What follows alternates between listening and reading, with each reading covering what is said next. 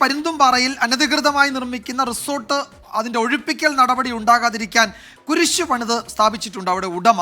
സർക്കാർ ഭൂമിയിലെ അനധികൃത നിർമ്മാണത്തിന് സ്റ്റോപ്പ് മെമ്മോ നൽകാൻ കളക്ടർ ഉത്തരവ് നൽകിയതിന് ശേഷമാണ് കുരിശിൻ്റെ പണി അവിടെ പൂർത്തിയാക്കിയത്. നിരോധനാജ്ഞ നിലനിൽക്കുന്ന സ്ഥലത്ത് ഉദ്യോഗസ്ഥ ഒത്താശയോടെയാണ് അനധികൃത നിർമ്മാണം നടത്തിയത്. 24 എക്സ്ക്ലൂസീവ്. നല്ല പരിപാടി എന്തായാലും അല്ലേ? എവിടെങ്കിലും ആരെങ്കിലും പിടിക്കുകയാണെങ്കിൽ അവിടെ ഒരു കുരിശങ്ങ് സ്ഥാപിക്കുക, അത് കുരിശാവും. മാത്രമല്ല ഇങ്ങനെയുള്ള ആളുകൾ അറിയേണ്ട ഒരു കാര്യം, ഒരു കാലത്ത് ഇത്തരം ഈ റൈറ്റ് ടു പ്രോപ്പർട്ടി എന്നൊക്കെ പറയുന്നത് ഭരണഘടന മൗലികാവകാശമായിരുന്നു.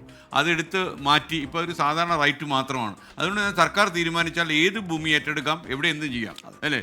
അതുകൊണ്ടാണല്ലോ ഇപ്പൊ തമിഴ്നാട്ടിലൊക്കെ തന്നെ എത്രയോ ക്ഷേത്രങ്ങൾ മാറ്റിയിട്ട് അല്ലേ, പള്ളികളൊക്കെ മാറ്റിയിട്ട് നാഷണൽ ഹൈവേ വന്നു. അപ്പോൾ ഈ കുരിശ് നാട്ടി സൂത്രപ്പണിക്കാനാ, മനസ്സിലായി?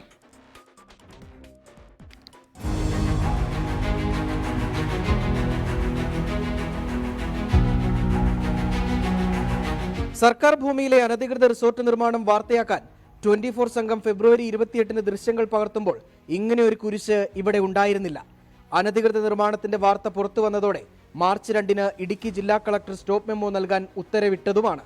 അപ്പോഴും ഇല്ലാതിരുന്ന കുരിശ് ഇന്ന് പൂർണ്ണമായും പണി പൂർത്തിയാക്കി.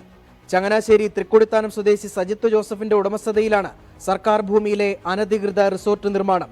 കയ്യേറ്റമൊഴിപ്പിക്കൽ തടയാനാണ് കുരിശ് പണിതത്.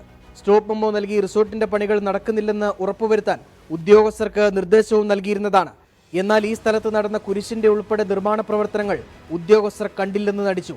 നിരോധനാജ്ഞ ലംഘിച്ച് നിർമ്മാണ പ്രവർത്തനം നടത്തിയ സജിത്ത് ജോസഫിനെതിരെ പോലീസ് കേസെടുക്കാൻ പോലും നിർദ്ദേശിച്ചിട്ടില്ല. മറ്റൊരു സ്ഥലത്ത് വെച്ച് പണിത കുരിശ് ഇവിടെ സ്ഥാപിക്കുകയാണ് ചെയ്തതെന്നാണ് റവന്യൂ ഉദ്യോഗസ്ഥരുടെ വിശദീകരണം.